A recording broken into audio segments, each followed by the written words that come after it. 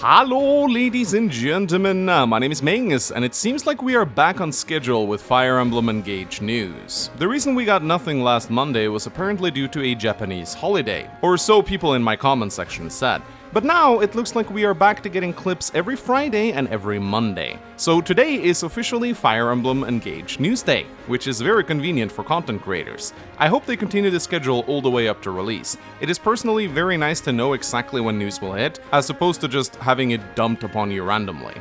Anyway, we got some brand new gameplay clips and character profiles to show off, but first, as always, let's go over the details I missed from the last video. Let's begin! It appears that Fog of War will make a return in this game, as can be seen in the clip from all the ruined houses. But even more interestingly, we see what appears to be an unlit torch on the battlefield. This could just be part of the scenery, but people have pointed out that this could be a return of the lightable torches from Radiant Dawn. In that game, there were torches around in certain Fog of War chapters, and you could send units over there to light them to grant you some vision, and enemies would actually attempt to put them out if they got close to them. I do hope that in addition to these lightable torches, we will also be able to carry torches of our own in our inventories, and I also hope that thieves will have increased vision range like they used to have in the GBA games. Another interesting detail that I missed is that right before we see Celine attacking the Myrmidon, we can briefly spot what appears to be a dagger icon above an enemy unit. There were some disagreements on this in the comment section, as many people thought this blade was way too long to be a dagger, but it is undeniably not a sword. It's shorter, points downwards, and is even grey, as opposed to the sword who points upwards and is red. I think we can absolutely conclude that daggers will make a return in this game, and that they will probably be neutral from the weapon triangle, just like they work in Heroes. I do wonder if they'll be ranged or melee, or maybe we will have variants of both. I know I've said this a lot, but once again we see a lot of elements of Fates in these gameplay clips. Though I will say that I hope we don't see the return of excessive stat debuffs or Poison Strike. I personally found going up against enemy ninjas in Fates to be very annoying. I suppose daggers will need something to make them stand out, as they tend to have much lower might compared to other weapons, and are usually wielded by thieves who lack strength on top of that. So maybe they'll do other things in this game, like apply the break debuff, or maybe ignore defense. One can only hope. Anyway, those are the two things I saw in the comment section of my last video, so let's move on to the new stuff. First out today, we have a profile on Celine, which reads that she is the first princess of the Firenese Kingdom and Alfred's younger sister. She is apparently a kind and innocent philanthropist, always striving to solve things peacefully. However, she won't hesitate to fight for peace if necessary. Yeah, not really much to say about this profile in general. Celine seems like a pretty generic goody-two-shoes princess, but I guess we'll just have to see once the game launches. We then get to see the clip that I think was supposed to be released last Monday, of Celine fused with Celica attacking a corrupted Axe Armor Knight, almost killing it with a double fire attack, which leaves it on 1 HP. There's not that much new to see in this clip, aside from the fact that we can see both Lois and Chloe being spotted in the corner of the map, and we can see that Celine has a speech bubble active over them, meaning she most likely has a talk conversation. Many have speculated that this could mean that Chloe and Lois are Celine's retainers.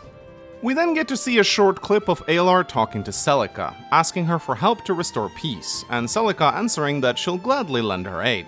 I gotta be honest, I think Engage really did not capture the design of Celica that well. She looks like she did in Echoes for sure, but there's a sloppiness to her design that doesn't look good. It's like we're seeing a faded, washed out version of Celica, and no, I'm not referring to the fact that she's a ghost. The original Echo Celica looked incredibly sharp. Her design was striking and beautiful, whereas this version looks kinda like a faded water painting.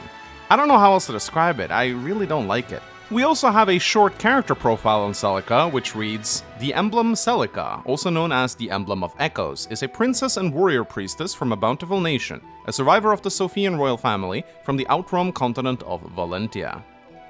Up next, we get two brand new gameplay clips of the Armor Knight Lois. The first one shows him being attacked by an archer twice, for 0 damage. I like the no damage sound and the animation that displays with Lois slightly lifting up his shield, and I always appreciate whenever miss animations and no damage animations are distinctly different from one another. This is followed up by another clip of Lois attacking a generic female archer, critting her and defeating her in 1 attack. I didn't notice anything unusual with either of these two clips that I haven't touched upon before. No significant new gameplay stuff or hidden details that stood out to me, but maybe someone else in the comment section will be able to spot something. We also get a very short clip of Alar approaching Lois in what I think might be a support or a my base conversation. I couldn't find an official translation, so once again I'm relying on YouTube captions and my very limited understanding of the Japanese language. But it seems to me like Alar is asking Lois what he is doing, and he then says that he's watching some girls talking from a distance. Alar then follows up the question asking, what is that good for, or why are you doing it? And then Lois answers, that's a good question, I don't really know. Lois strikes me as a combination between Oscar from the Tellius games and Callum from Awakening. His squinty eyes and calm demeanor gives me the impression that he's a quiet, awkward guy who probably has difficulties conversing with people, or maybe he's just a little weird. I would hazard a guess that he's observing these two people talking to try and figure out how to socialize, or maybe he just likes observing people. But this is just speculation on my end. It is worth noting that when Lois lands a critical hit, he does actually slightly open his eyes a little, which is a cool detail. These gameplay clips does allow us to see a lot of Lois's design, and I gotta say, I'm starting to notice a pattern with characters in Engage, in that they just have so much going on at once.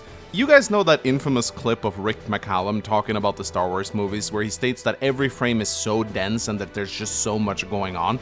It feels to me like this is the approach they've taken to character design in Engage. There's just so many weird and strange details tacked onto the characters, as if the creators thought that more details meant better character design. If we take a look at Lois and his armor, we can just see so many strange things, like the little straps around his legs and hips, the little spikes on his armor, the shoulder plates which looks like they would just get stuck in everything. Yes, I know that realistic armor design is not a trope of Fire Emblem, but they can at least attempt to make it look good. While this is certainly leagues better than Awakening's Armor Knight design, I really wish we just get some more practical and better looking full plate armor, because this just looks silly. Aside from the stupid armor though, I do like how Lois looks. Squinty-eyed characters have always looked cool to me for some reason, so I'm happy to see one make a return. So yeah, those are all the details that I noticed in the clips shown thus far. What do you guys think about this week's batch of news? Do you think Celine will be a good character? Do you think Armor Knights will actually be viable in this game that seems to feature lower movement on all characters and somewhat smaller maps? And do you like Lois and his squinty eyes? Let me know about all this in the comments below, and also make sure you point out any details which I may have missed, not just for this video, but any other videos I've done as well. As for me, I'm still in the same camp that I've been in for a while. I think the gameplay section of Engage looks good, and I also think the music will be fantastic. But everything else from the story to the character designs looks pretty cringe. Anyway, make sure you check out the playlist linked in front of you if you want to catch yourself up on all the news I've covered thus far, and also leave a like on the video if you found it useful. You can also subscribe for more Engage news on Mondays. My name is Mengs, and I'll see you guys soon. Bye bye!